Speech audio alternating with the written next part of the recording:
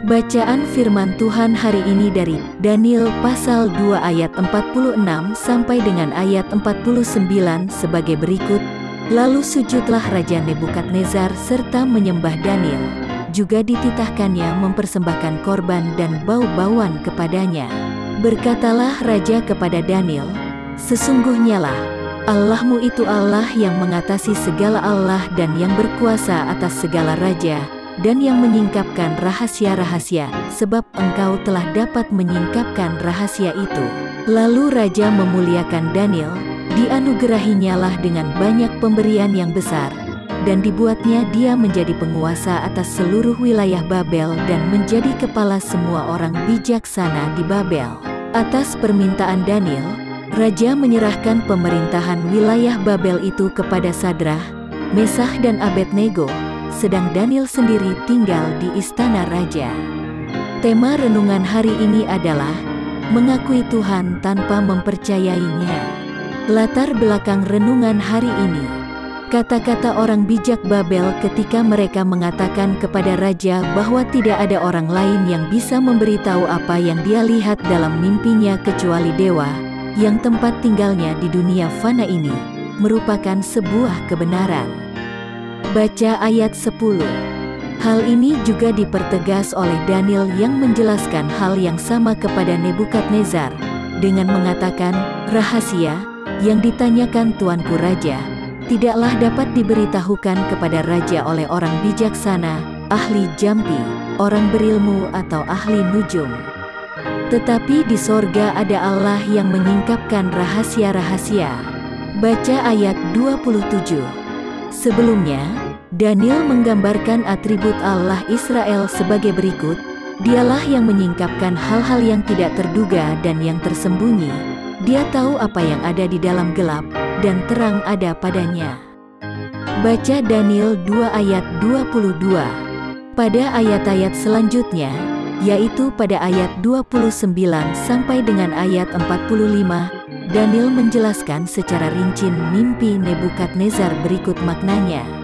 Dan Daniel menegaskan bahwa Tuhan yang agung, yang telah memberitahu dia apa yang dilihat raja dalam mimpinya, termasuk arti mimpi dari itu.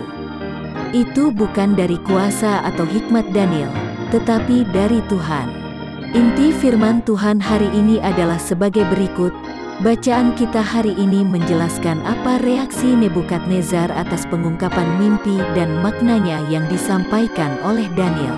Kitab Daniel pasal 2 ayat 46 mengisahkan satu pemandangan yang menakjubkan, yaitu Nebukadnezar sebagai pemimpin dunia yang paling berkuasa pada zamannya, ternyata berlutut dengan wajah ke tanah di depan Daniel, salah satu dari anak muda yang menjadi tawanannya. Selain itu, dalam kitab Daniel 2 ayat 47, Nebukadnezar memberikan satu pernyataan yang luar biasa. Nebukadnezar yang tadinya percaya bahwa dewa-dewa Babel lebih superior dibandingkan Tuhannya orang Yahudi, karena mereka bisa mengalahkan orang Israel dan bisa mengangkut barang-barang suci dari bait suci di Yerusalem untuk ditempatkan di kuil dewanya, tanpa ada perlawanan dari Tuhannya orang Yahudi. Baca Daniel 1 ayat 2, akhirnya mengakui bahwa Tuhannya Daniel adalah Tuhan dari segala Tuhan dan Tuhan segala Tuhan, karena kemampuannya untuk mengungkapkan misteri mimpinya. Nebukadnezar mengakui kemahakuasaan Tuhannya Daniel, tetapi tidak mau menerima dia sebagai Tuhannya secara pribadi. Seperti yang dijanjikan Raja dalam ayat 6 bahwa dia akan memberikan hadiah berupa kehormatan besar kepada orang yang menceritakan dan menafsirkan mimpi itu, Nebukadnezar mempromosikan Daniel dan memberinya banyak hadiah, dan bahkan mengangkatnya menjadi penguasa atas seluruh provinsi Babel. Bukan saja Daniel tidak menyombongkan keberhasilannya mengungkapkan mimpi raja, dia malah memikirkan orang lain. Dia ingat teman-temannya.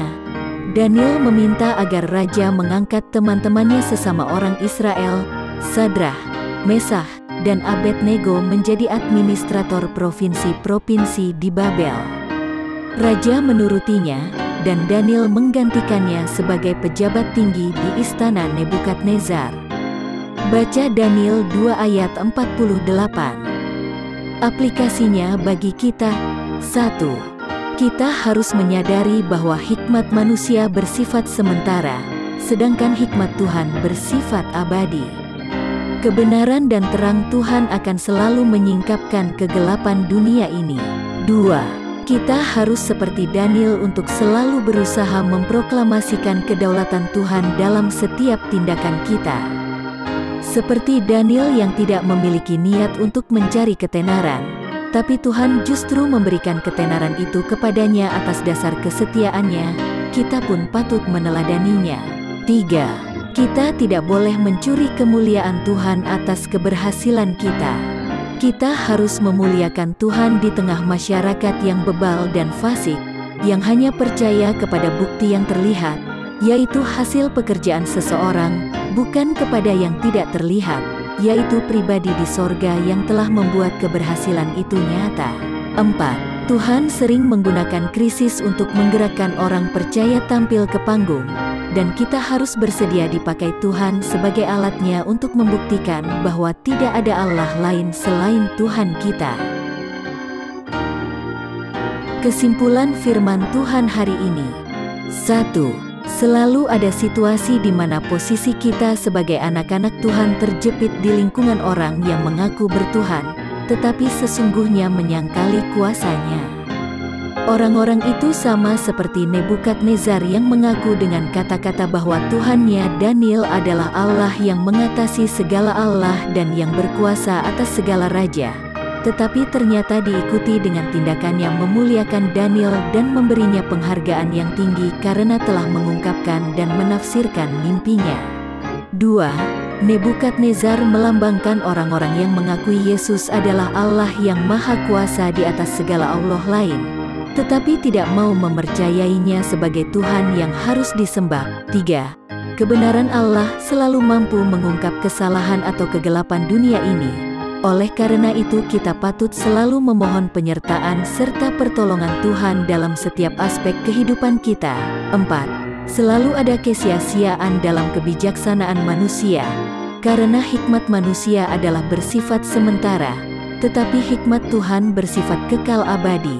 5. Keberhasilan bukan untuk disombongkan, karena kesuksesan itu datangnya dari Tuhan. Kesuksesan juga tidak boleh sampai menghancurkan persahabatannya dengan teman-teman, terutama saudara seiman.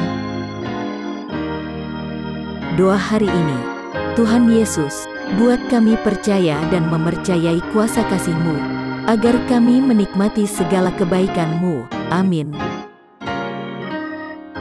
Kiranya kasih karunia Tuhan Yesus menyertai kita semua.